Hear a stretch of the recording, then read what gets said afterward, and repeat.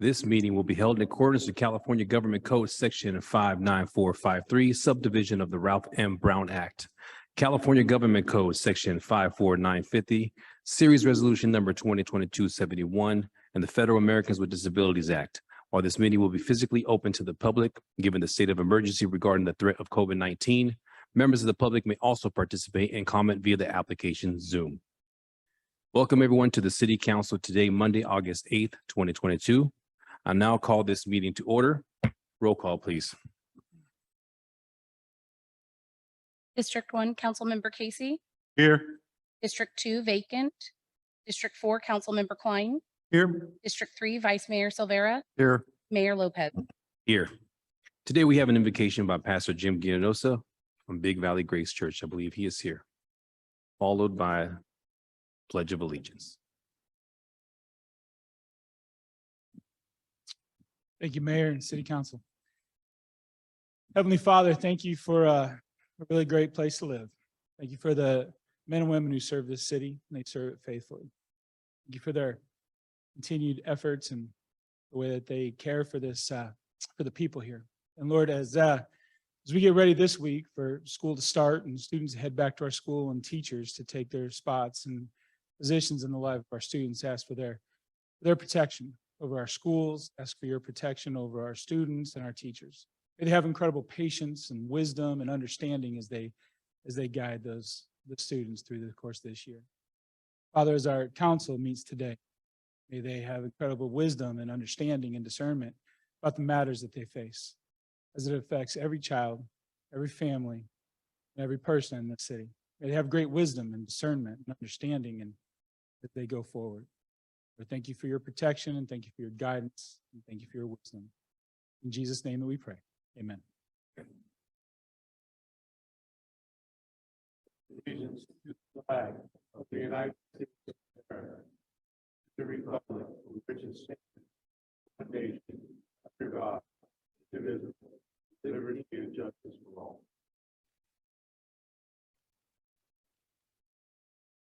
Today we have a proclamation, and accepting this proclamation will be Yolanda and Freddie Morales. Please step up.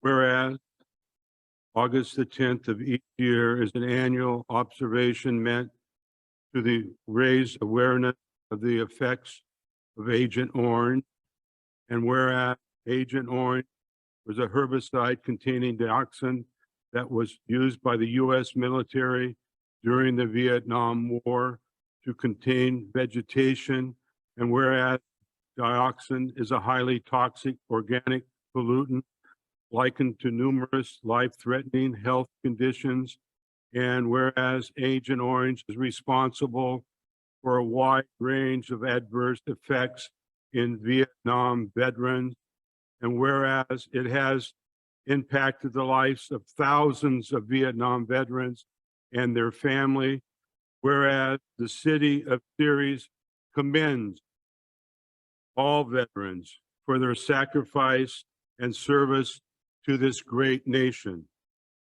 Now, therefore, on behalf of Mayor Javier Lopez, the mayor of the city Ceres, and on behalf of my fellow council members, Vice Mayor Brett Silvera and Council Member Mike Klein, we do hereby recognize August 10th as Agent Orange Awareness Day in the city of Ceres and call upon all the citizens of Ceres to join in the recognition of the Vietnam veterans on this significant day.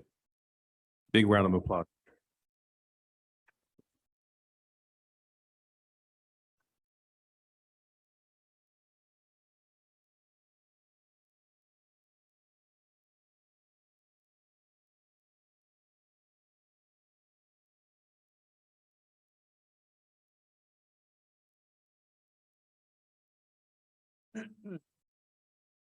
On behalf of the VFW, I'd like to thank the mayor and the councilman for recognizing this day and to recognize all veterans and for what they have gone through. Thank you. On behalf of the American Legion Series Post 491, I want to say thank you for the recognition for all the Vietnam veterans and all they've gone through with their Agent Orange crisis. Thank you. Thank you very much.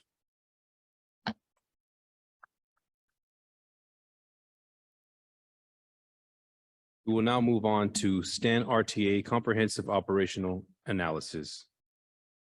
Adam Barth, CEO of Stanislaus Regional Transit Authority, will give the presentation, and welcome. Good evening, Council. I'm Adam Barth. I'm the CEO of the Stanislaus Regional Transit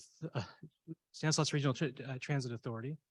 I'm here to give you an update on the transit services here in Ceres and throughout the county, and some of the progress that we're making on improving some of the routes. Make sure we get this presentation queued up to the right spot here. Let's just go back to the first slide. First off, just a quick introduction of some of the board members that we have here in the audience. Supervisor Chance Condit sits on the board of directors for the STAN RTA, along with Mr. Stephen Morrow as well.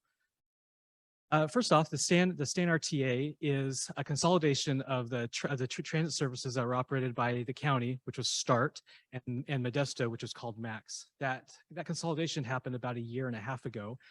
And one of the first things that we did was to consolidate the branding.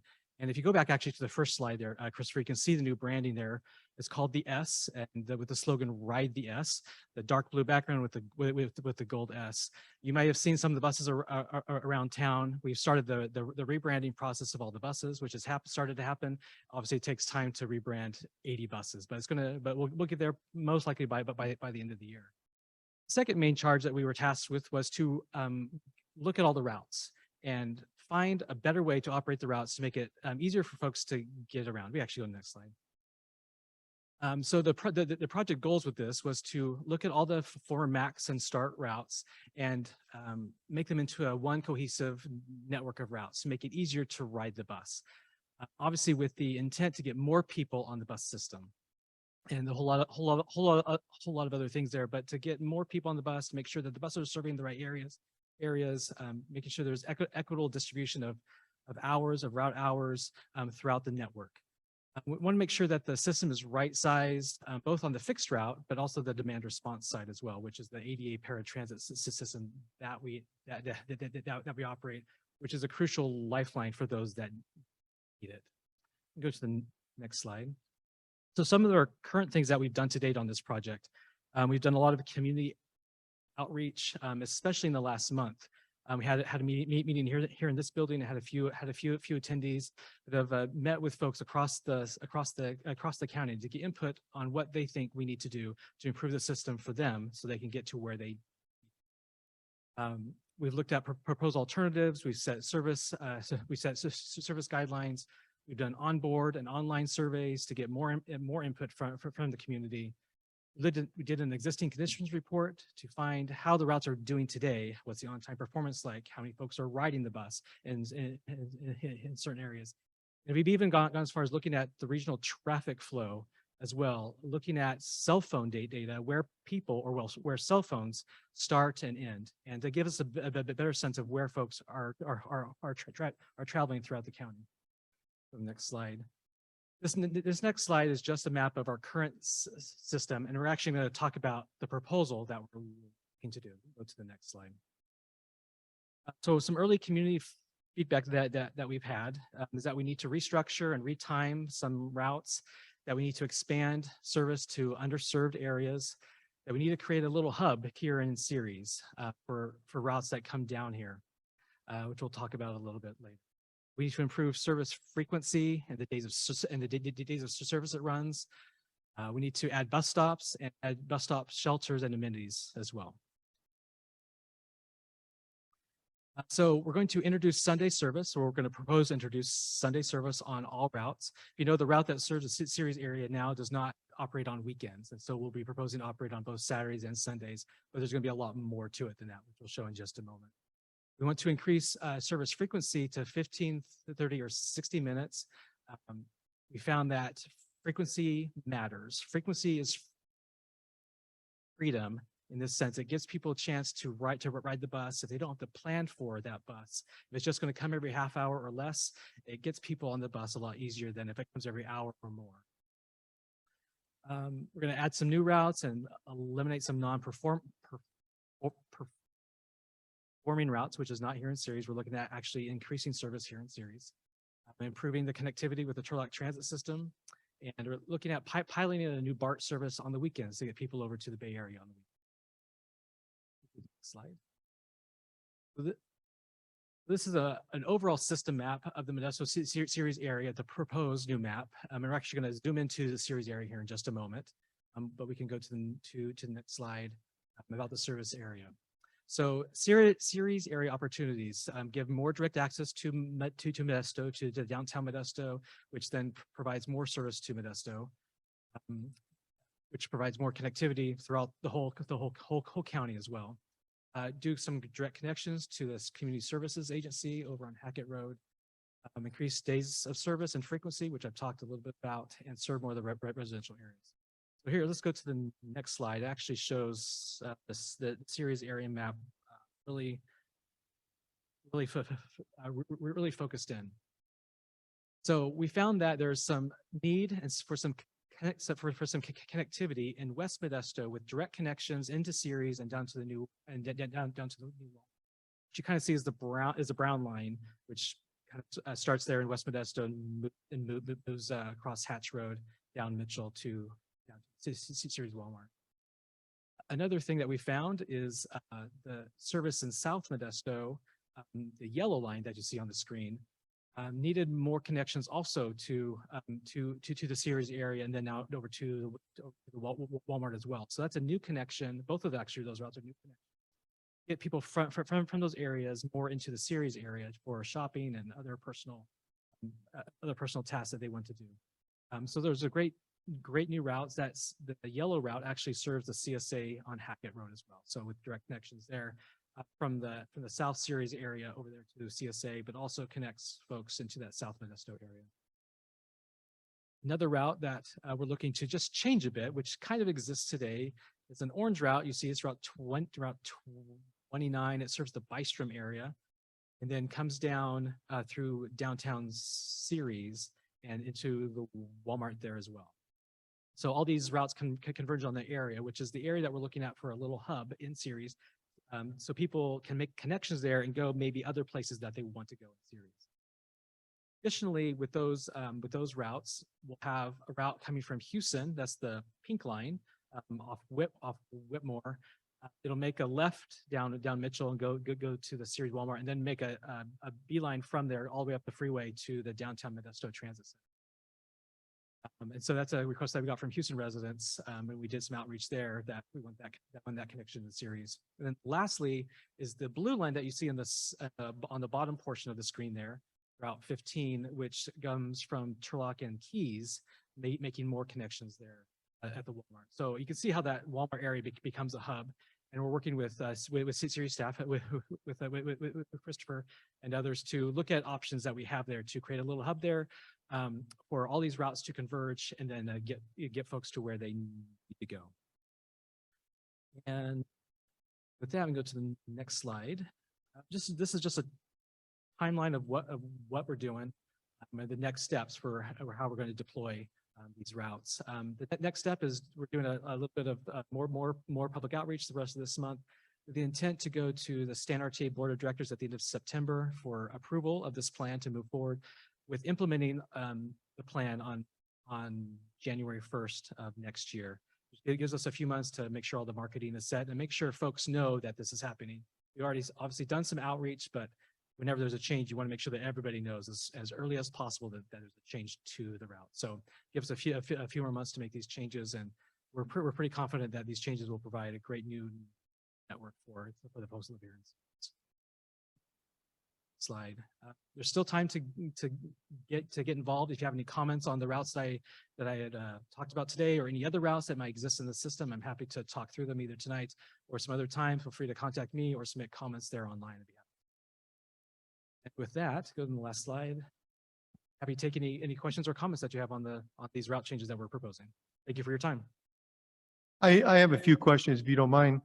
You know, I know a few years ago, the reason that all this was put together was because of, you know, Ceres is one of the communities that could not meet fare box ratio.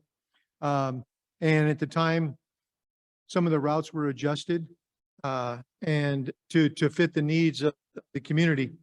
You know, looking at this proposal for Ceres service area, okay? And I see that we're getting some routes back, which thank you very much. You know, it's something that we need. But is there a way with, I believe it's 47, 42, and I think Route 61? Those are the main three that will be hitting in the city of Ceres. Right, there's also 29 in there. It's kind of the orange line. It kind of blends in with the freeway with the other pink line there, but it's there. It comes through downtown Ceres. With those proposals, is there a way that we could get what the proposal drop-off areas are, pickup areas are, you know, the direction it's going, you know, the flow of the layout? And, you know, like I say, we can understand, okay, it's going to be a drop-off here and how the flow goes. Sure.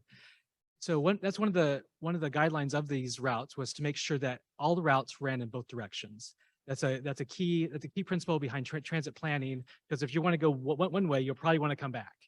And so we made sure that each of these routes is all bi-directional service, and most of them, if not all, serve roads that we serve today. So the stops already exist today. They just might not have the connectivity like we're proposing here on the screen. So the stops that exist today will stay. There may be a few roads that we'll need to establish some new stops on, but know that all the routes there are all bi-directional. It will operate every half an hour or so on most of the routes, especially the main ones that come through Ceres. So you have half-hour service bi-directionally on all those routes except for 15 and 61. The other routes are every half hour. And I think it's great, but is there a way that you can provide the city manager where he can pass it on to us, where the drop-offs will be and the direction the flow is, you know, so we can look at that? And, you know, because I've already had 2 or 3 comments on this thing. People have that are aware of it even before I seen it. And, you know, they were concerned of the route was going to be eliminated. And looking at this map, it doesn't look like the routes are being eliminated. It looks like we're gaining a route or at least coverage. And I'd like to be able to look at it and say, hey, this is what's proposed. This is, you know, what's existing, and share it with the citizens of Ceres. At least give them a better idea of what we're gaining on this aspect instead of what we lost 3 years ago. Yeah, we could definitely put something together for you. No problem. Yeah, would you please just, you know, share it with the city manager, and if you would, Alex, please just forward it on to us. Thank you. No problem. Appreciate it. Thank you very much for the presentation. Any questions from the council? All right, sounds good. Thank you very much. Next, we have State Route 99 and Service Road, Mitchell Road interchange. Our Director of Engineering Services will be doing the presentation, Kevin. Thank you. Thank you, Mayor. Mayor, Vice Mayor, council members, I'm pleased to report on the status of the SR 99 Service Road, Mitchell Road interchange. This is a project that's been ongoing for many, many years. The project goals are to enhance a gateway into the Stanislaus County through Ceres by improving regional mobility and also improving local traffic circulation and traffic safety. It also provides a reliability for freight movement as well as supporting emergency mobilization of our Defense Department. Next slide, please. Project scope includes a new interchange at the Service Road crossing, and there will be modifications to the interchange at the Mitchell Road. As you can see on the drawings there, it's in brown. I don't know if you can see from here, but it's the brown areas underneath 99. There you go. Okay, we're also going to get several local street improvements And these will be part of the overall project. We can turn the next slide. Project milestones. NV5 started this contract back in 2006, and they were tasked with completing the PAED, which is the project approval environmental document. This document was completed and Caltrans approved it back on 2018 in December. And they're approved by council on resolution 2018-065. NVA 5 was approved to start the 65% plan, spec, and estimate portion of this work, and it was completed in June 2020. And the council approved this work in 2019, resolution 2019-10. In February 2021, NPI was approved to start the 95% PS&E, which is plans, specs, and estimates. And completion is planned for early 2023. And the council approved this with resolution 2021-11. We have some upcoming milestones to discuss here. Right-of-way services and acquisition of the right-of-way will initiate this fall. We're going to be developing an RFP and putting it out to bid. Completion is planned for early 2025 on securing right-of-way for these areas that we need to utilize in the construction of this project. The 100% PS&E drawings are anticipated to be completed in fall of 2025, and construction is planned to start in summer of 2026 and take about 28 to 32 months. That was the optimistic plan. Now we've got a few projects.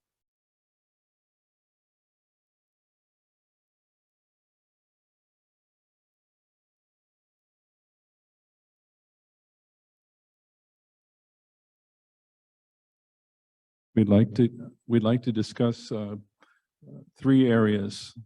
In June 2020, the Union Pacific Railroad, they expressed a little bit of concern of our cast-in-place concrete box girder design of the bridge that went over their tracks. And they had previously approved this plan in 2017, and they're preferring what they call a precast concrete beam bridge. Now this is a serious design change in our part, would put us back to 50% completion level on the design, where currently we're at 95%. We submitted the 95% PS&E drawings that showed the concrete box girder bridge design at the 95% level on June 15th or July 15th, 2022. It's in review now. We're going to be meeting with them, and we're going to try to lobby, I guess, for the original design and let us move forward. The outcome of this is unknown, and the costs have not been calculated. The second concern or possible change in cost would be that Caltrans guidelines have triggered additional structural calculation requirements and traffic management plans for lane closures during the construction process, as well as some subsurface potholing requirements that will be needed to identify utility locations to confirm the design. The third project concern is that we have developer improvements on Service Road and Mitchell, and we've had some traffic signals placed in there that will require a little revision to the plans, as well as traffic analysis and possibly environmental reports. And all of these could be adding to some cost on the PS&E development.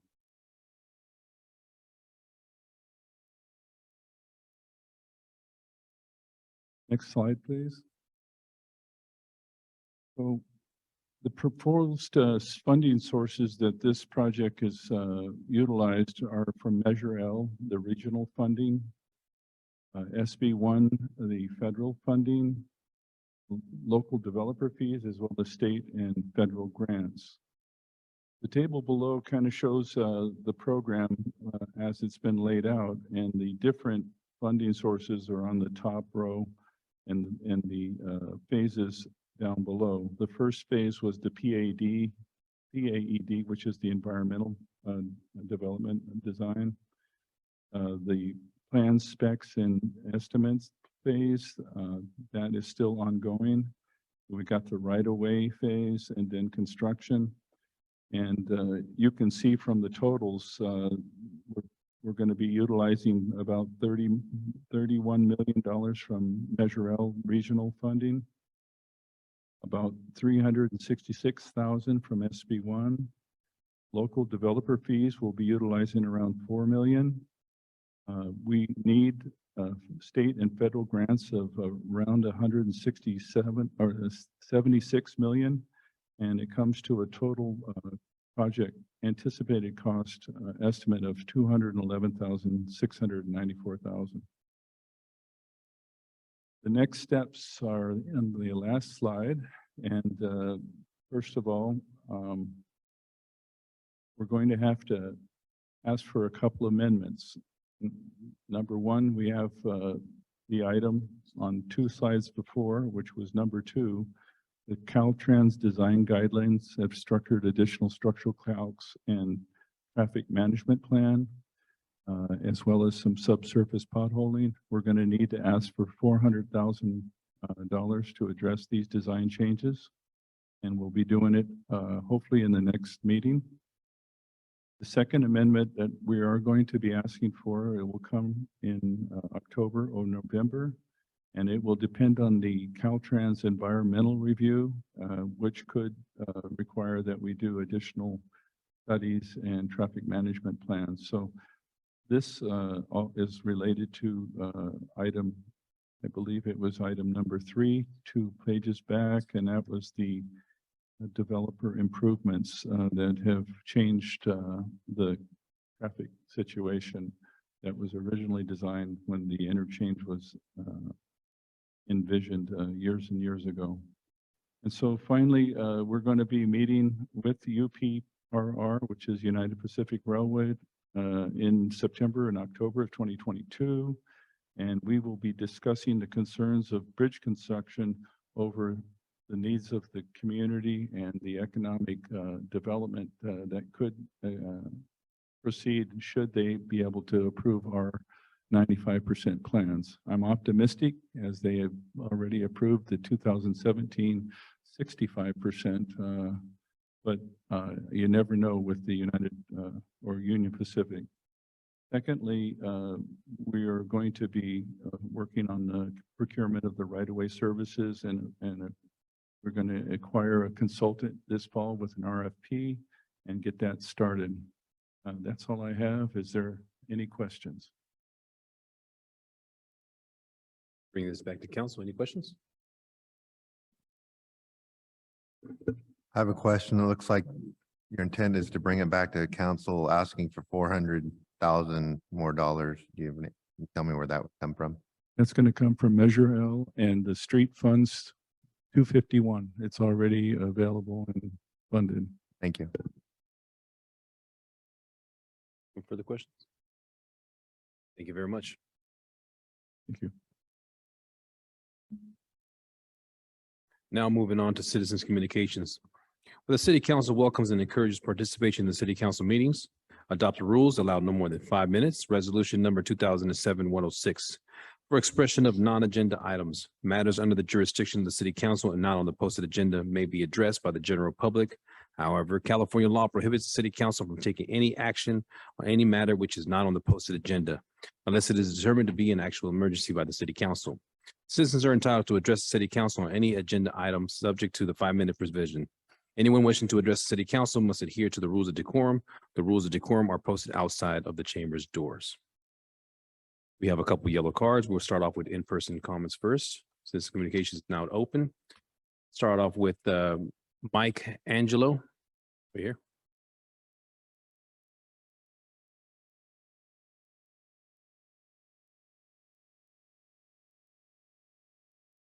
Good evening. I'm a resident at 3868 Northern Oak Drive series. I do believe that's District 3. Mr. Silvera is probably a representative.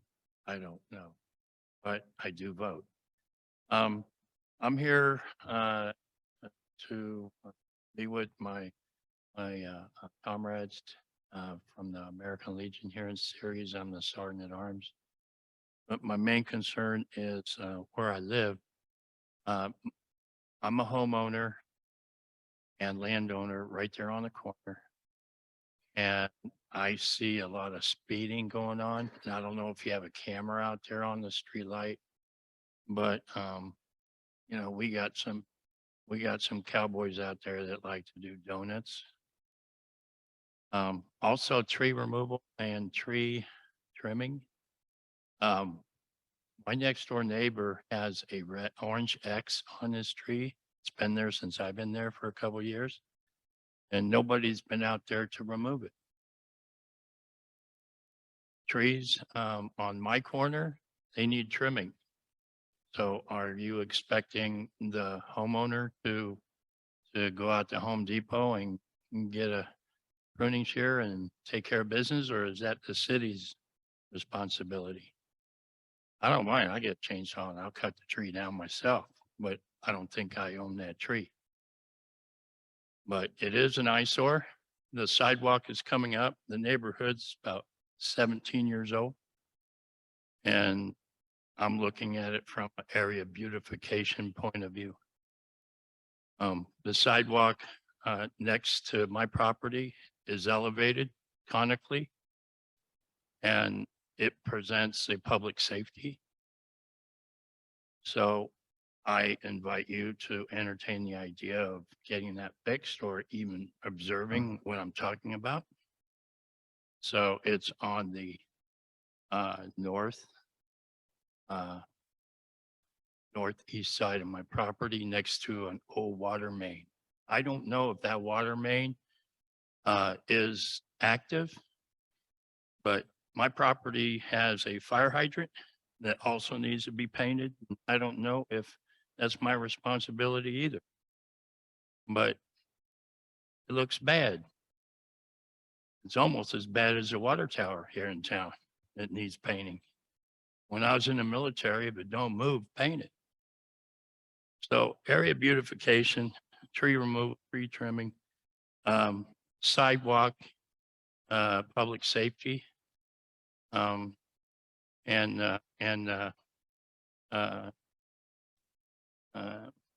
traffic behavior. We have children on that street too, 3 to 7-year-olds, right on the corner. And these cars come in. I don't know what their speed is, but it's fast. Okay. And I don't know what's being done. We can call public safety about it. But I think our calls are, you know, they fall under deaf ears. Nothing's done. So that's all I have to say. But I waiver my time so that you can make a comment on it. Do you have any questions for me? I do have a question. On your speaker card, is your address listed? I just asked if your address was listed in your speaker card. What we'll do is we'll pass it on to the city clerk. They'll send it to Public Works. They'll go out and check your tree, check the concrete, and they will, you know, determine if it's, you know, what's going on there. So they'll check with that. Chief Wise, we still do pressure checks on fire hydrants?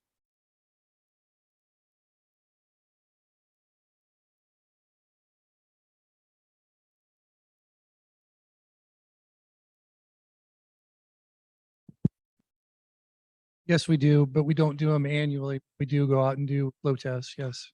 And I know in the past, I mean, 5 years ago or so. Who did the painting of the fire hydrants upgrading? I know they did it in my neighborhood about 7 years ago. Yeah, we did a project with the Boy Scouts where they came out and helped us paint hydrants. We did that a few years ago. Do you still do anything like that with Boy Scouts? Currently, no. And did it just drop off because of COVID, or is there something we can look into doing that again? Yeah, we can look into it again and see if that's still an option. Okay, That's all I ask is to get out there and observe, I don't know what standard you guys are, when you inspect, but tree removal, area beautification. I like to keep my corner nice and tidy. And even though we're at a water ration, I still go out there and look around, make sure that there's no trash, on my corner. I did pick up a blue reflector from the street. It came on my property. I guess one of the cars ran it over and it flipped onto my property. So need to get that replaced. On the other side of the street, there's a blue reflector in the street, but on the other side, there's none. That's all I have.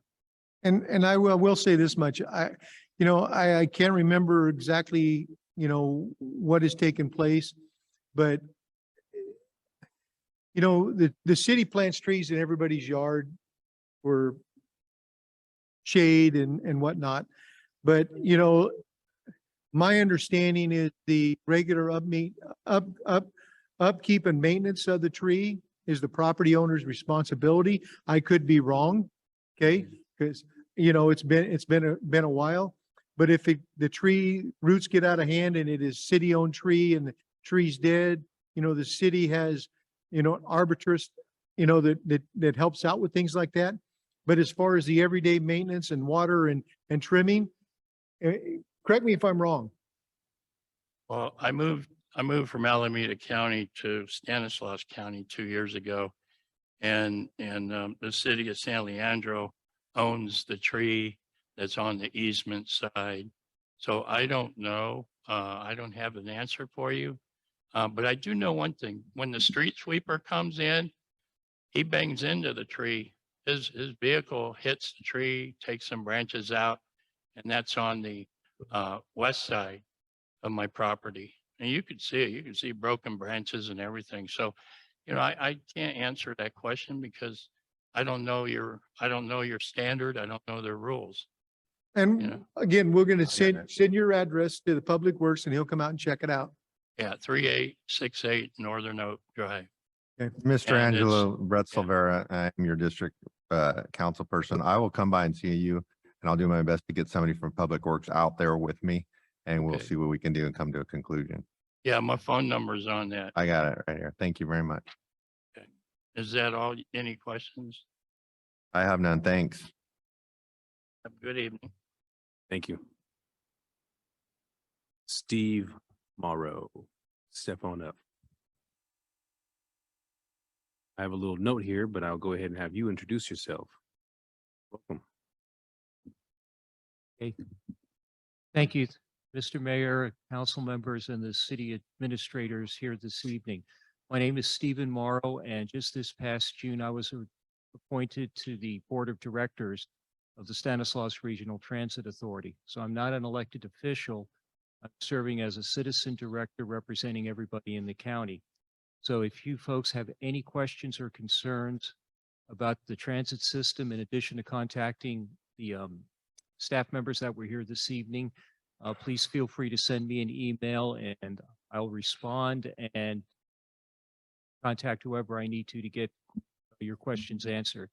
So my email is smorrow, MORROW, @stanrta.org, and a link to that email is available through the director's page at our website, stanrta.org.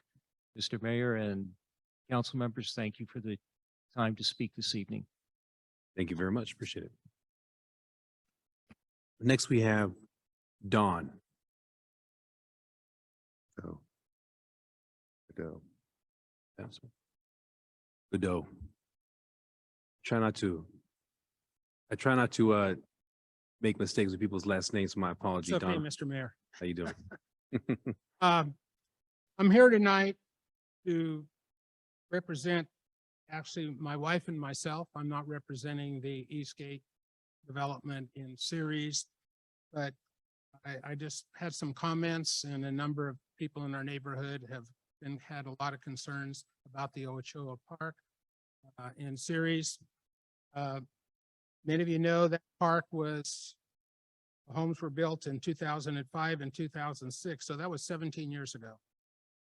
The developer of that particular subdivision had set aside a property for a park to be in that Eastgate development. Money was set aside for that, and quite a while ago, we found out that the money wasn't there for that. It had been used for the completion, earmarked for the park, was used to complete the River Bluff Park, Regional Park on Hatch Road. That's water over the dam, and I know it wasn't anybody in this room or whatever. That's done. What we're asking for is, where do we stand in this community of Eastgate? Where and when are we going to finish that park? And we see a lot of other things going on at the other different parks. Smyrna Park, I noticed in the paper there was a $2.9 million grant, and the city had to put up $408 million for that. Whether or not that's complete or not, I don't know.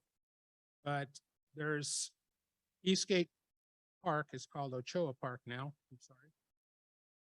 There are no trees. There are no places to park cars. There are bike lanes on Eastgate on both the east and west sides, so people cannot park. Sometimes they try to park there. They have signs, no parking. People still park there once in a while. There is a safety light that went up on the Eastgate for pedestrians to cross at Larian Way. We live on Larian Way, 4 houses down from the park. People are now parking when you turn off of Eastgate onto Larian Way, they're parking on either side, dumping their trash along the gutters or whatever. They go to the park, they come back out, and if they have any trash, they just kind of throw it there. There is no place for people to park, okay, to use the equipment and so on that you folks put in there in the last couple of years.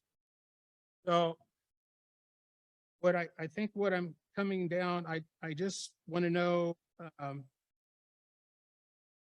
the funding for Ochoa Park. Where do we stand as of today? Is anything going to be done in the near future? Because it's been 17 years, guys, 17 years. And people who bought those homes in 2005 and 6, we bought the home in there in 2009, but that home, because of the economy, nobody had lived in it, but we bought it brand new. So people in the neighborhood want to know when it's going to be complete. There is nothing there. If you go out there, if we do put a sprinkler system in and you have to put a well in, okay, to do that, and if you seed it with grass, who's going to go out there when it's 100 degrees and there's no shade, there's no buildings, there's no benches to sit on, nothing? Okay, these are families that have kids, and you see them with their little bikes and everything and all their ice chests and everything, and they can't even park anywhere. The only parking is on the far, I guess it would be the east side of that park, and also on the south side of that park on one side. So, and people aren't going to walk a long distance. So the critical item to add to that park, you know, we have to have the final drawings or whatever for that. We need to have parking within that park itself, so people do not have to cross Eastgate. It's a very dangerous street. People are going, the speed limit is 40 miles an hour. And there's a lot of people, when I turn on my street off Eastgate to Larian Way, people will pass doing 50, 60 miles an hour past me as I'm on right next to the curb to turn in. So it's a dangerous situation. You don't want other people and families crossing that intersection very often. Let's put it that way.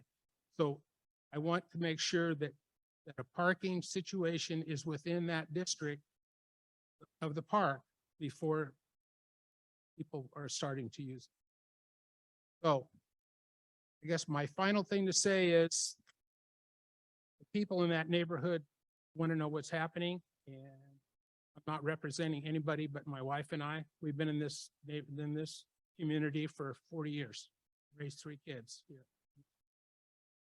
So do anybody have any comments to tell me where we stand as of tonight? What's happening?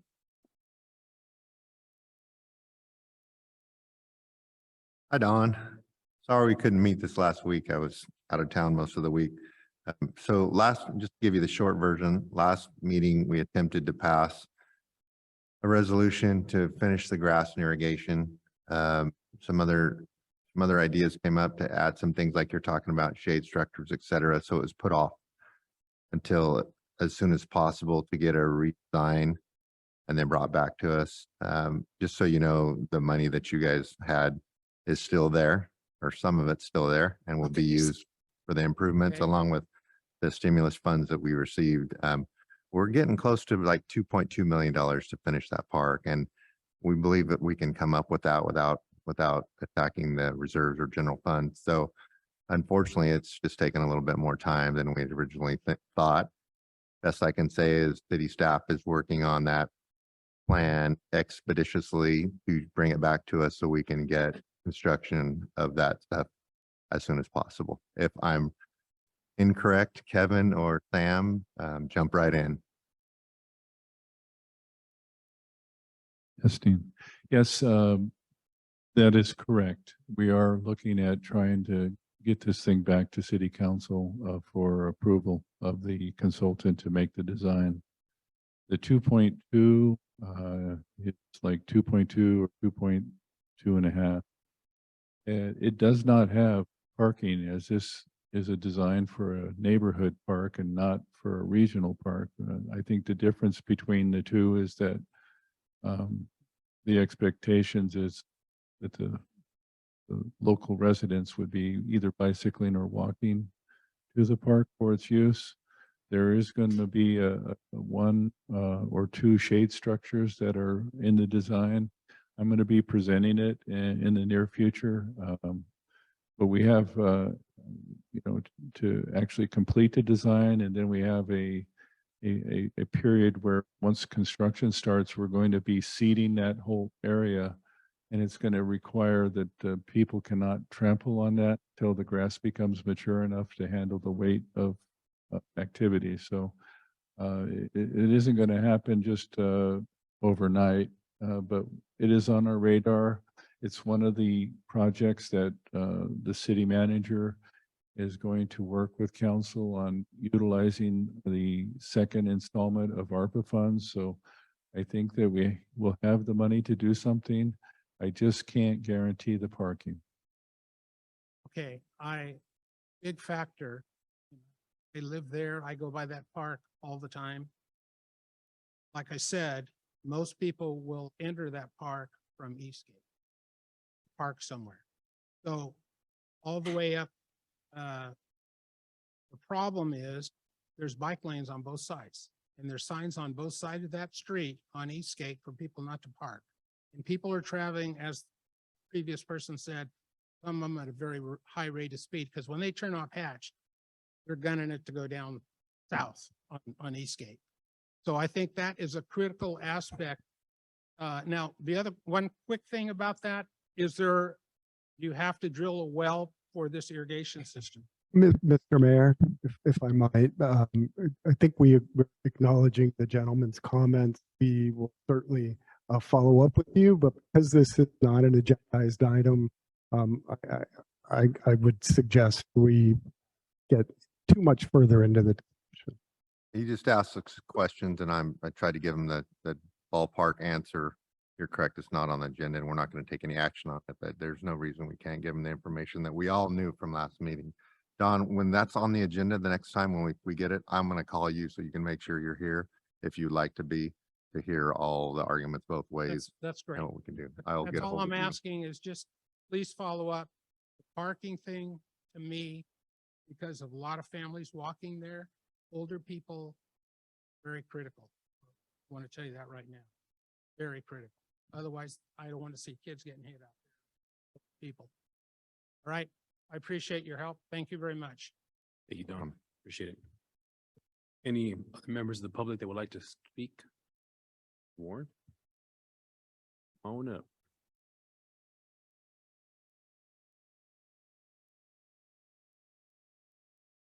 Good evening, council members. I'm John Warren, City of Ceres. What I wanted to do was thank the council for the resolution this evening regarding the Agent Orange Awareness Day here, month of. But I would also like to give some credit to the gentleman that brought that to the council's attention and to the city's attention.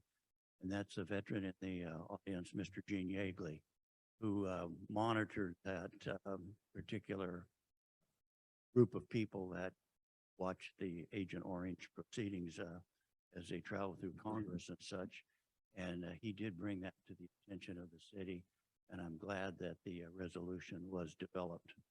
I also want to thank our Public Works Director, temporary director, for his excellent work in trimming some trees that needed some attention. I had brought the information to the city's attention and to Sam's attention. And today I noticed that they did a great job of making kindling out of most of those trees along Moffett Avenue there. And so the traffic signals are clearly visible, and vehicles making the turn in that location don't have the top of their rigs scraped up by the. So thank you for the Public Works Department for doing excellent work. Thank you. Thank you very much. Any other persons? Bozick, step on up.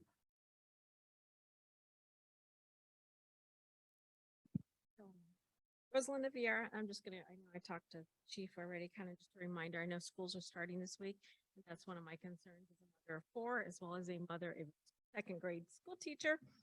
We're dealing with small children, especially living directly across the street from an elementary school. Now, I've seen children, or actually adults, actually hit in our neighborhood in a lighted crosswalk that's raised with the green. You guys had that safety project a few years ago to Blake or Kenzer, and we're still getting people hit in that crosswalk. So I just want to make sure, I know we have some great trailers out there, good or bad. I've seen a couple of those lighted trailers. I know Chief had mentioned you guys are able to gather some data, and I know we have schools starting. So right here, I'm kind of where I live. My son was at Central Valley last year. And the line last year, because we have Central Valley, Don Pedro, Han Line, and Beaver, kind of all within less than a quarter of a mile of each other. Us parents, hate to say it, as good or bad it is, it gets a little chaotic there in that corner. And last year, the line at 7:30 in the morning, because I start work at 8 o'clock, 7:30 in the morning, the line went from Service and Central all the way down to Service and Mitchell Road. So it actually went past Walmart. It's a single line road. There's only one few car lane to turn left into Central Valley to get into the parking lot. So the line backs up to almost an hour last year. Some of the parents were getting really upset. So I just want to kind of bring that as a reminder. I know you guys are kind of working on maybe the traffic trailer with those wonderful parents that make U-turns. Just kids that are jaywalking and running across the street after school.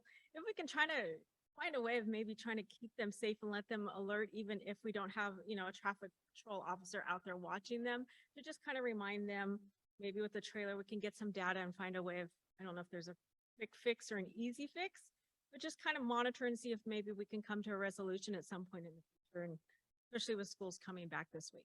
Thank you. Thank you. Anyone else?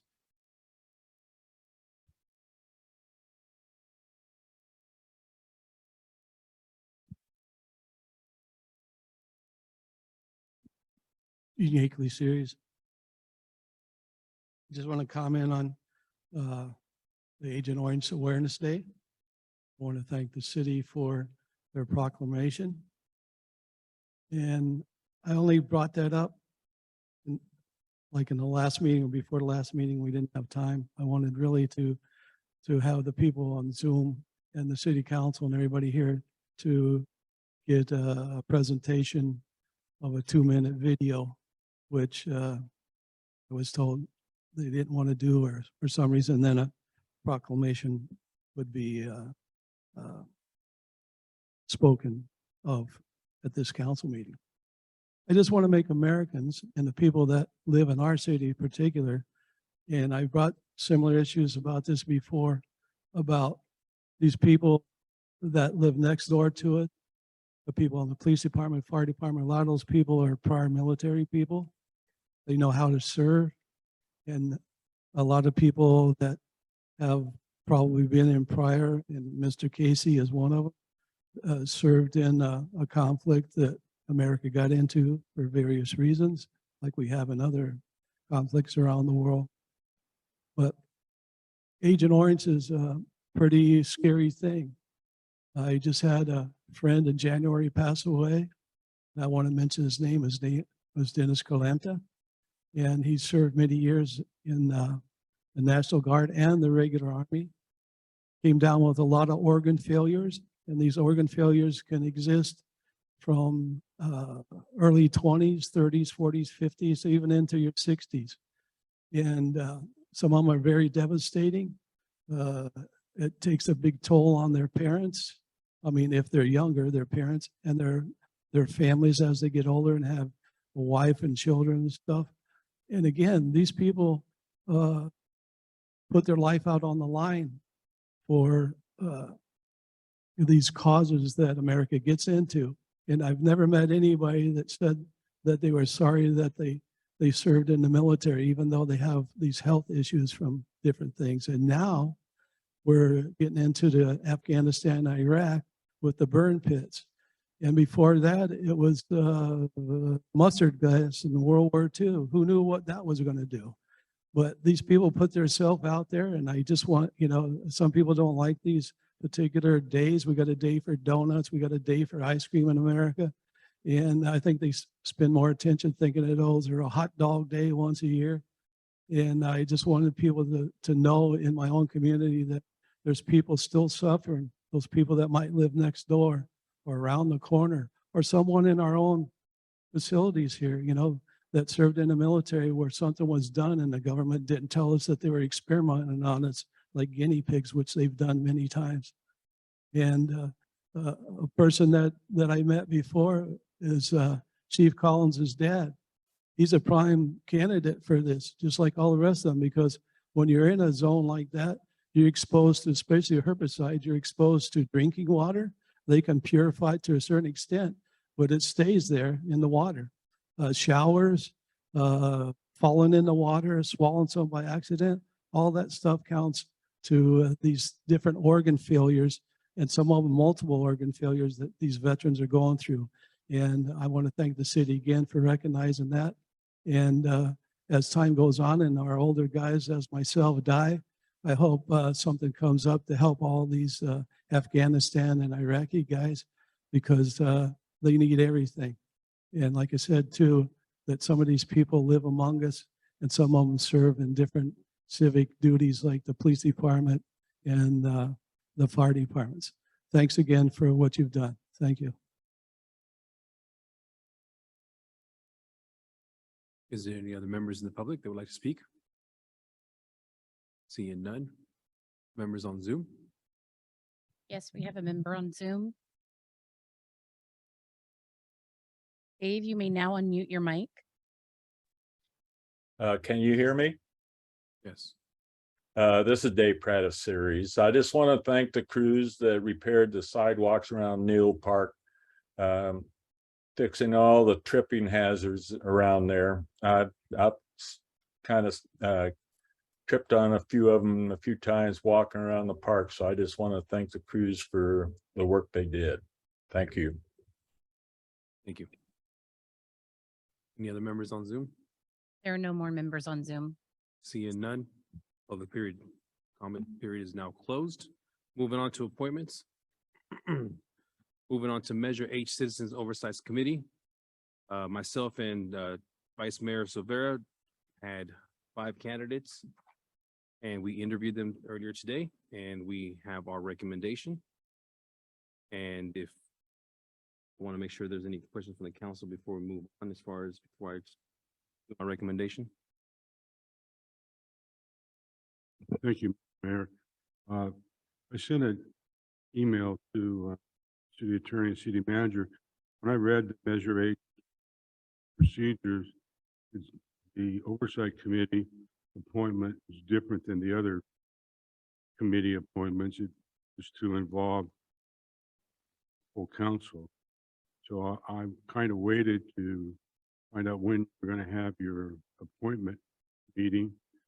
Said I got a list of the candidates, so I was just disappointed that we didn't participate in the interview for all the candidates, because I thought, as I read the Measure H procedure, again, it was different than the other committee, the committee meetings, appointments, rather. You as the mayor can make suggestions and you can either accept them or not. I thought the Measure H was different. Did I read it wrong?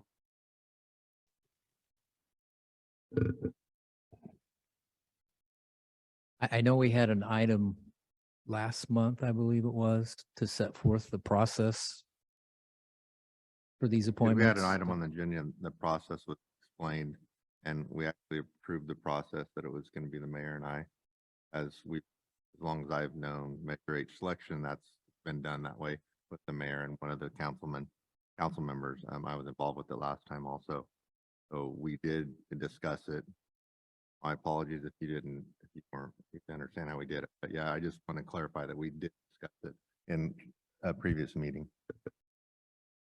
Any other comments? Okay.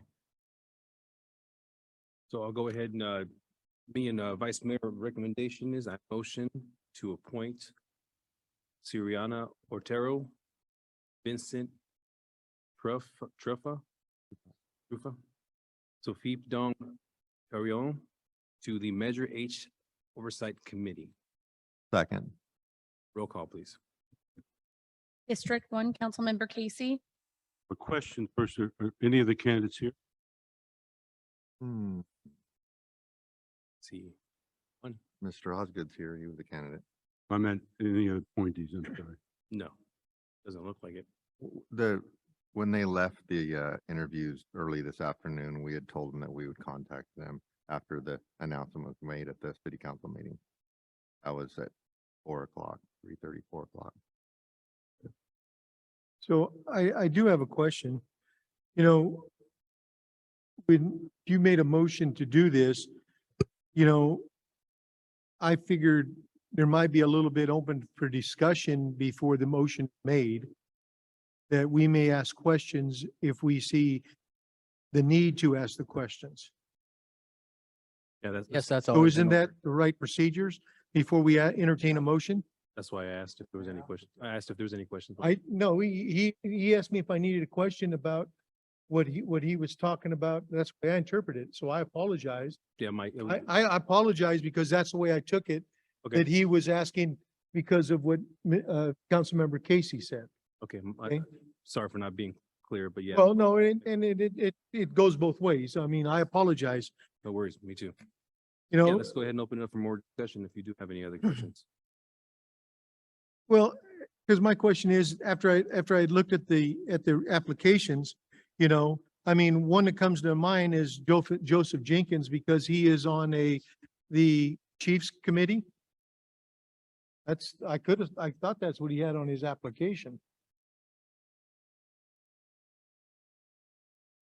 Police Chiefs Advisory Board, past and present community thing.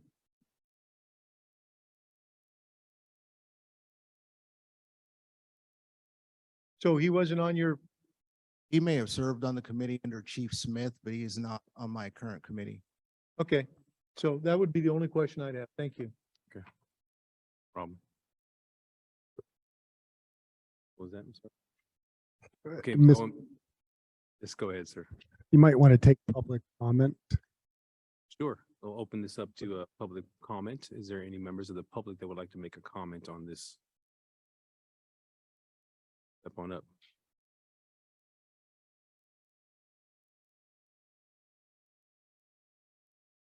John Warren, City of Series.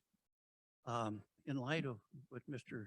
Councilman Casey mentioned, that there's a different procedure for the selection of the members of the Measure H committee. That was voted in by the citizens of the city of Ceres. So I don't think city council can change that. Any procedural change would have to come with a vote. That would be my best thought process in that matter. And I think the city attorney should maybe address that. So if there's a special type of interview process or whatever it is, that's different than what the council would normally do to fill an appointed position, then that's what should be followed. And I understand that last meeting, you voted to have two people make the interviews and make the selection. And that's what the normal process is. But as I've stated, and what possibly Mr. Casey referred to, something different, and that was voted in by the people when Measure H was voted in. And that can't be changed unless there's a vote by the public. Thank you very much. So let me refer back to the Yeah, city. I attorney. don't believe that it says that the council shall in its entirety interview the candidates. I think it says that the council shall fully participate in the process. That's what I recall. And what you did is what you often do for appointments, and that is you appointed a subcommittee to interview candidates and then make recommendations to you. And then you do, what you're doing now and debate those recommendations. Yeah, which we did. So I would have a question on that. Because of the nature of the committee, because of the question that Councilmember Casey had, the question that the member of the audience had, with it being, part of it being voted in when Major H was voted in, okay? Would it hurt anything to table this item for you to look at the way it was verbiaged in Measure H, the legality of the whole thing, and then bring it back to us at the next council meeting? Or if you find out that it was part of Measure H being voted in by the public, that we would do the process that was voted in? When the question came up today, I looked real quickly and I did not see that it requires the full council to interview. I think you can delegate that to a subcommittee So as you did. that was, I'm sorry. So that was not part of the Measure H verbiage when it was put into the voters. That's not what I read, but I mean, we can, there's no harm, in waiting. I don't know if there's a critical need to make the appointment tonight, but I believe it's going to be the same answer, but I don't think, I concur with the city attorney. I don't think there's any harm if it's the desire of the council to not take action on this item. I will say, I do have the Measure 8 bylaws in front of me. And in regard to committee membership, it says the committee shall consist of 5 members selected through an open and public process by the city council. I do think this qualifies as an open process.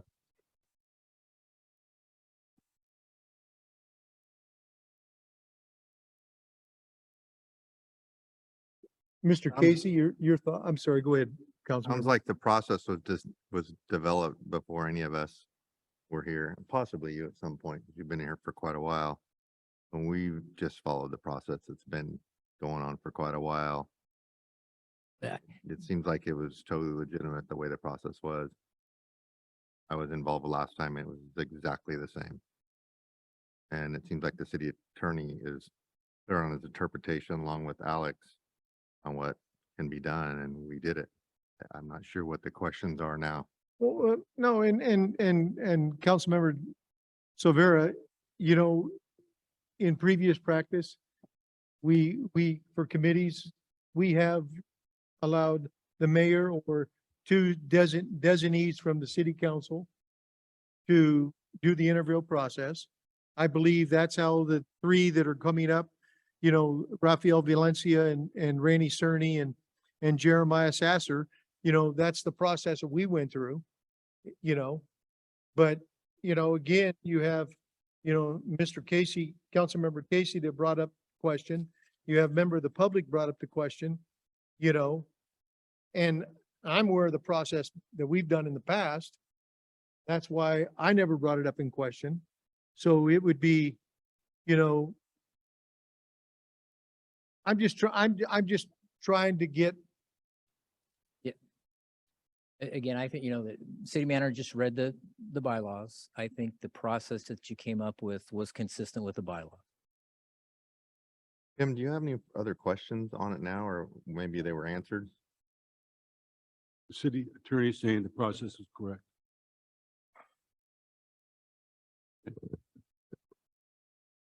All right, I'll go ahead back to my motion. Oh, yes, you can comment, sir. Warren, you've already had an opportunity to comment, correct? I just don't want to go around anybody's time. Apologies. Go ahead, sir. Measure H is the law as enacted by the voters. We have bylaws being read. Those aren't the text of the law. That Measure H committee can have whatever bylaw it wants to have. Bylaw is the organizational structure that they will conduct themselves in. That's not the laws voted by the people. Is there anyone here this evening that can read Measure H 3.10.160, Establishment of a Citizens Oversight Committee? Regardless of bylaw, Mr. City Manager, regardless of what you interpret based upon what you remember, Mr. Hallinan, that is the law. Is there someone here that can read that tonight? Because it stipulates that the entire council doesn't say that we form an interview panel and then we make a recommendation to the council from that panel. It says the city council. The city council is not part and parcel of the city council. It is the entire council. The entire council, the way I read the law, should have been involved in the interview process. Perfect time to read the law. There's someone that can do that. It's not my job. It is Again, I my looked job at, to make sure that you all agree, adhere to the law. I do not recall anything in there that requires the entire council to conduct the initial interviews. I believe the entire council participation can include reviewing the recommendations from the subcommittee and then making the decision as full council. okay, and I understand what you're saying. I understand what's been read. Okay, so my question back into the city manager, okay, is because of it being in question, okay? Can we just table this item till the next meeting so we can find out exactly the layout of the law and bring it back?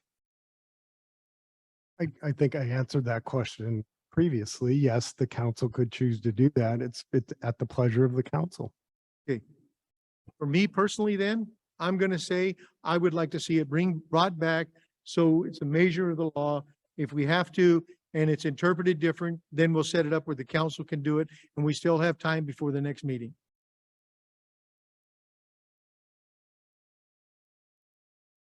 What is the rest of the? But we council? have a motion and a second on the floor. So, Let's just follow through with the motion in a second and then we'll. Yeah, if you're done with debate, you can. so you can withdraw the motion and Brett can, Councilmember Silvera can withdraw the motion and then we can have him look into it and then we can go from there. Because it's up for debate right now.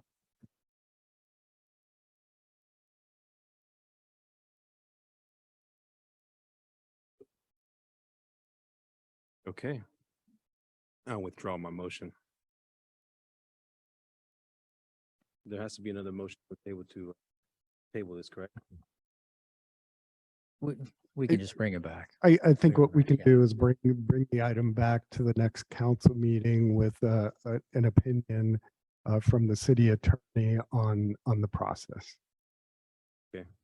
And just for the record, I think that we need to do a better job at having these discussions before we bring it to, last night we should have had this discussion, which I understand. what you're And talking about. like I say, Because then we run into this issue, because I was under the understanding that everybody agreed to the process. So nothing personal, Mike. I'm just telling you. nothing personal taken to me, because like I say, before the process that when I was on the council previously, this was a process we went through. but now it's because it's become in question. Let's just find out the legality so we don't have, so we can go forward with. And it would have to be in public because it can't be in behind closed doors to have 4 council members. Right. So I just want to make sure that's clear.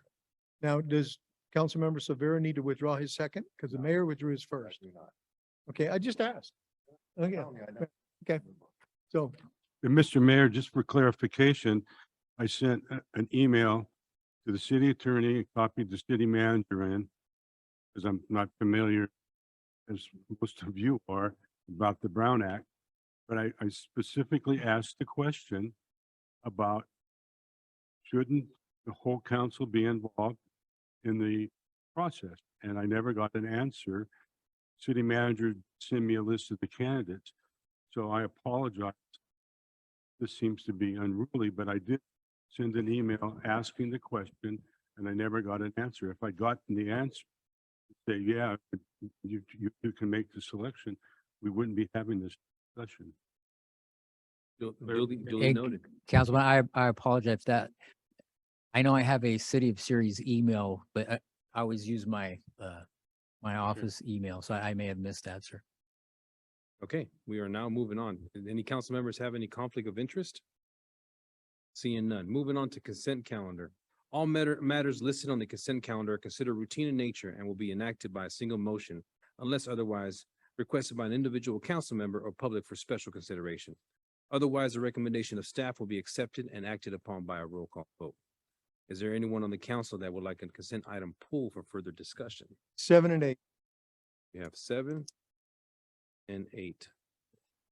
10. Number 10. Do we have any members of the public who would like to pull an item? Number 9. Any other members? Anybody on Zoom with their hands raised? There are no hands raised on Zoom. Okay, I bring it back to council for motion for the other items. Move to approve 1, 2, 3A, 4, 5A, and 6.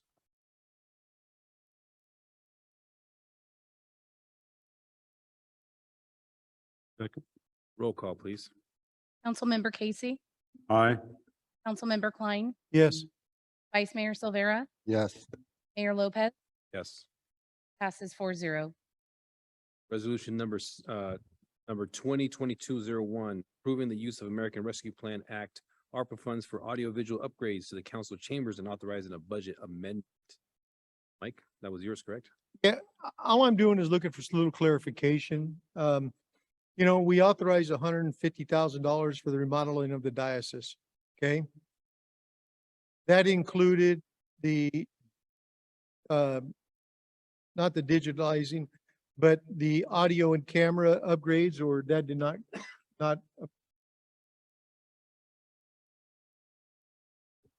City Clerk, did you want to jump in? So the remodel of the council dais with the ARPA funds included both construction remodel as well as some audiovisual upgrades, in addition to the audiovisual upgrades that were included in the $15,000 allocation of ARPA funds. Okay, so now my question is, so this resolution is going to digitalize the historical mandated microfilm for 25,000. Okay. Now we're going to take some of the remodeling of the diocese and upgrade the chamber's audio and camera system for like $43,000. Correct? So tonight's item is only audiovisual upgrades. We're not bringing forward an item for the digitizing of the microfilm or microfiche. to Okay, because microfilm. way I'm reading the staff report, it says a background here.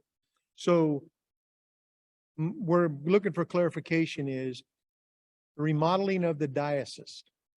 That is going to be tabled. The construction portion of the remodel, yes. So the only part that's going to be done is to take care of the monitors and whatever hardware needs to be done, which is an amount of $43,000. Correct. And so the remodeling of the diocese for the 150 is going to be tabled. A portion of that money, we're going to take some of that money to include all of the audiovisual upgrades. Okay, and the remainder, let's just ballpark it, say it's 125,000. That will go back into ARPA, or go back into the ARPA pot, or are you going to set it aside for the diocese? Go in, excuse me, go into the ARPA pot. We are not recommending moving forward remodel of the physical dais. That's all I want a clarification on. Thank you. Thank you, council member. You have a comment? Okay, Casey, do you have a comment before I reach out to the public? My only comment is, we need to do something so that the citizen can hear and understand what's going on, and person, this is going to fix that. Huh? Plan. I take it back to the public. Any comments?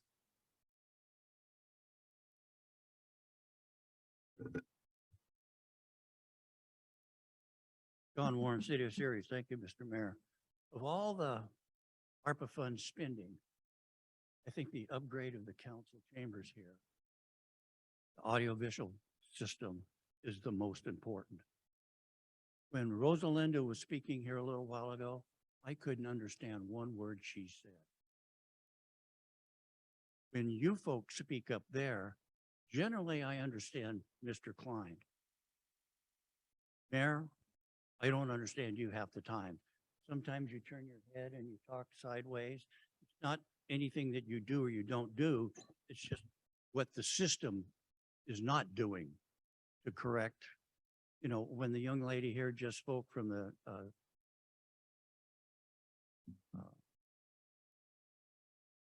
city clerk's office, I couldn't understand her. So sometimes I know when I had a hearing test years ago, they told me that the voice levels of the female sex are harder for me to understand and for other people than from a male voice, which is a lower tone. And my problem was, did I hear all of the dispatch calls that I was accused of missing? Well, 95% of the CH dispatchers were not men. And so the audiovisual system and the old radios that we had in those cars were terrible. And this building is antiquated. I mean, you can't read the telemonitors in that back row. And after my cataract surgery, I'm able to pass the DMV test without glasses. But sitting back there, you can't read those. And so when they do a presentation, which was done about the gentleman with the the Rapid Transit District, I couldn't understand him verbally, and I couldn't read what was up on the monitor. And that goes for a lot of the other citizens that sit back here. If we set up here in front and half of this front room, we would probably be okay, like before the pandemic. But if you're going to use this whole thing, the most important thing that Mr. Casey said is so the members of the audience can understand what's going on in these meetings and hear the people. Thank you very much. Thank you. Any other members of the public? Rosie, you gonna do me a favor? You gonna put that microphone right close to you, please? We don't have that same issue. Well, being short things not working after call people. Sorry, John. I'll text you. Anyways, I'm just gonna have to agree with John completely regarding the audio visual. I do have to turn on the Zoom on my phone so that way I can actually see the slides, even with my brand new bifocals at that age where I'm having difficulty seeing. So I would have to agree. Yeah, I'm somewhat towards the front, usually as front as I can get. But it does work easier for me to be on Zoom or just watch it in the back, which I'm usually doing when you guys have presentations such as today, where you have really fine numbers lately, especially when you're going over a budget or your strategic plans. I can't read those numbers. And I know a lot of us back here are struggling with that. So definitely think this is really, really important, not just for you guys, but as well as us way in the back that are having difficulty. Thank you, guys. I appreciate it. Thank you. Any other comments from the public? Zoom? We do have a member on Zoom. X Gaming, you can now unmute your mic. Hi, everyone. This is Maria. And I originally when they were proposing, when you guys were proposing remodeling, $150,000. That was like a lot to me, but I do agree that we need to improve our audio. Because by Zoom, I can hear, but in person, if people are complaining that in person they can't hear and they can't see, then I would agree with you guys spending whatever it is, 43,000 on improving that. And if it's going to cost more to improve it, then might as well do it. I don't go in person. I prefer to be here at the comfort of my home, but I would like to go in there one of these days in person. I'm kind of trying to take care of my health because I have health issues and don't want to go in the public, but if I have to, I'll do it. But yeah, I'll go ahead and spend the money that you have to improve audio and sound for people that go in person. A lot of people have hearing problems and visual problems. So yeah, I would agree to go ahead and do that. Thank you. Thank you. Anybody else on Zoom? No other members on Zoom. And bring this back to council. Okay, I will move to adopt resolution 101 to complete the chamber audio and camera control upgrades. And that's what we're looking for, correct? Okay, and the remaining balance of the remodeling of the council dais be put back into the ARPA general fund. Second. Roll call, please. Councilmember Casey, Aye. Councilmember Klein, Yes. Vice Mayor Silvera, Yes. Mayor Lopez. Aye.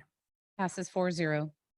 Moving on to item number 8, resolution number 2022-102, authorizing city manager to execute a project agreement with McCain Incorporated for the transparency implementation plan for the engineering services department traffic management system.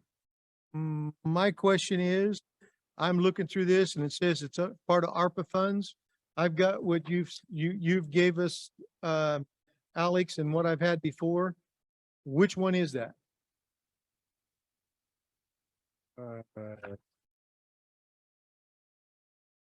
On the expenditure plan, what number was it? Alex, this is Sam.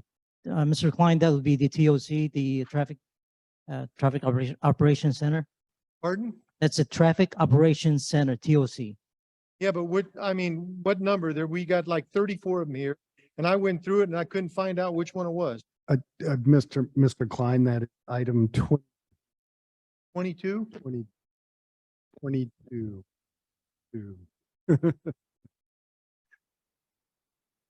I think we're going to get this mic fixed.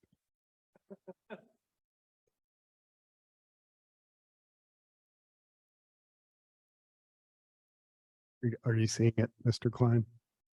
I see it now. Because the one I have here does not have the new upgraded that you have, because my item 22 that I had was clean air ducts. That's why I asked for the clarification. Okay? All right, thank you. Members of the public, any comments on item number 8? Being none. Members on Zoom? Being none, bring it back to council. I move to adopt resolution 2022-102. Second. Roll call, please. Councilmember Casey, Aye. Councilmember Klein. Yes. Vice Mayor Silvera, Yes. Mayor Lopez. Aye. Passes 4-0. Resolution number 2022-103, authorizing city manager to approve a purchase order with Coastline Equipment for a used 2019 crane truck replacement vehicle for the Water Waste Division and approving a budget amendment to appropriate the funds. Was that you, Mr. Osgood? Step on up. My question is, how much would a new truck cost us? I run a trucking company and I know the price of used trucks right now are astronomical. So does it benefit us to spend a little more money and get a brand new truck? Well, on our staff report, Mr. Osgood, we're listed the brand new truck to be at 325,000. So there's a difference of about 115,000 between the used and the new. understand that, but as a trucking company owner, I also understand the maintenance issues that happen with the used vehicle. We have no idea what the previous owner had to do, how that vehicle is behaving. Well, Sometimes we're better off with these heavy highway vehicles to produce the money to get a newer vehicle. well, this vehicle has a warranty period on it too. Okay, well, I just want to make sure we're covered. If we need to spend a little more on a truck, coming from the guy that doesn't want to spend any money, right? Trucks are not where you scrimp these days, No, no, we, as much as new trucks. yes, yeah, I mean, the warranty is still active on this vehicle. Very good. Thank you. Thank you. Any other members of the public have any other additional comments on item number 9? Any members on Zoom? No members on Zoom. Bring this item back to council. Sure, I have a question, Sam. The equipment that we're replacing is being replaced because of the CARB rules. Do we have any, other than that, is it, how often is this equipment used such as that?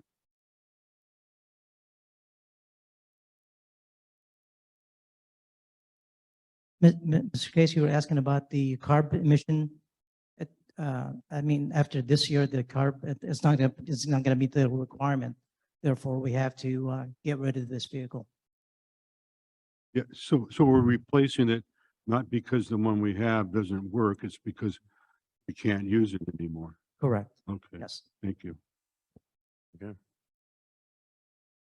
Council members, any motions?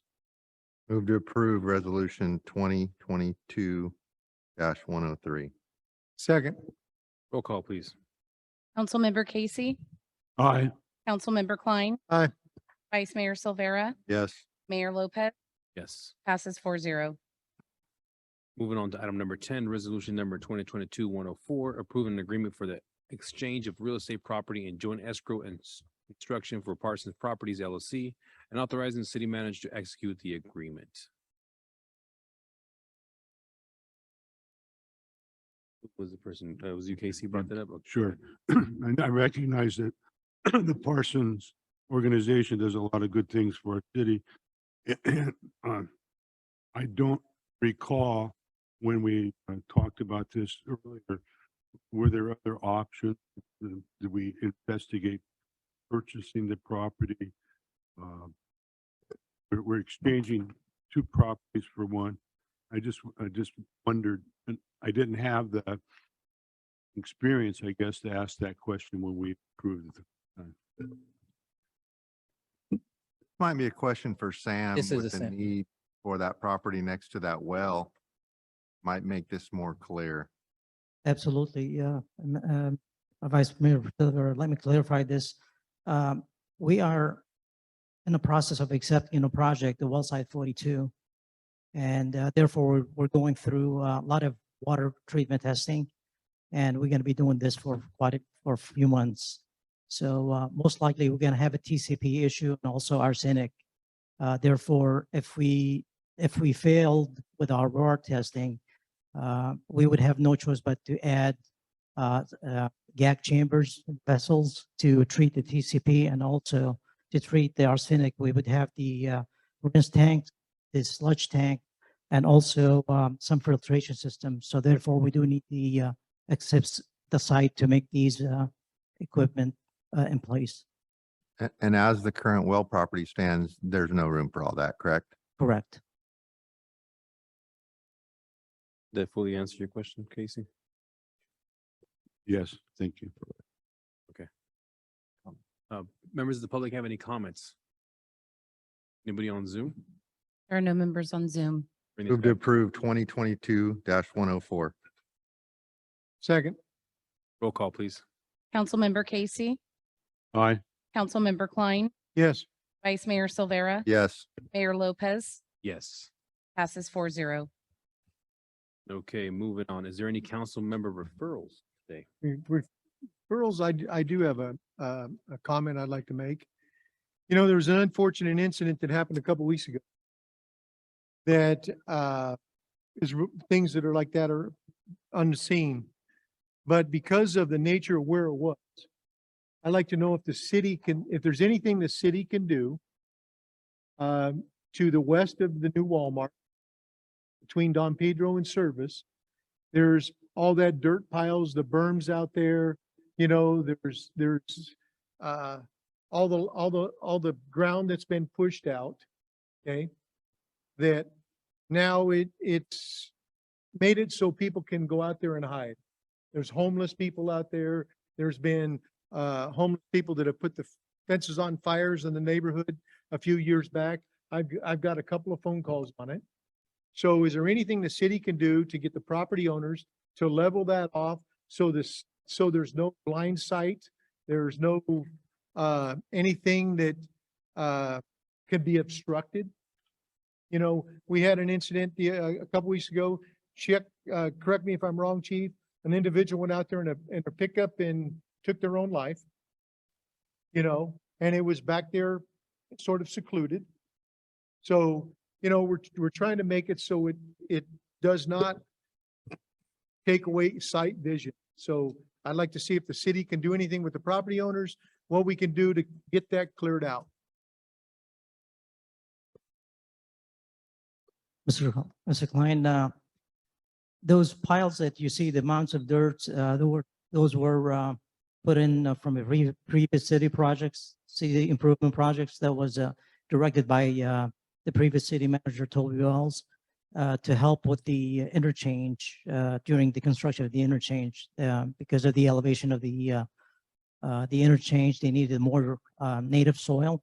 So that's why those mounds of dirt were placed at that location. So those belong to the city. Now, with your directions, with the council and the mayor direction, maybe we could try to level them off or trying to remove them from site if you'd like. Well, I mean, even if we sort of clean them up, so it's like one long pile where you can see, you know, both sides, you can see all the way through. You know, I mean, just something that makes it a little bit more visible. I'm just asking. Yep, I mean, that I definitely would consult with the local contractors to see if I could get some cost on doing that. I'll be more than happy to work on this. Thank you. Sounds good to me. Thank you, Sam. Any other council referrals? Seeing none. I have no reports, city council reports. Nothing. Okay, city manager. Nothing, Mayor. Okay, attorney. No report, Mayor. Departments. County supervisor. Okay, thank you very much. We will now adjourn this meeting and go into closed session for conference regarding a public employee performance evaluation and conference with legal counsel for existing litigation. Is there anyone from the public that would like to speak in regards to the closed session item? Seeing none. After this closed session, we will return to report out.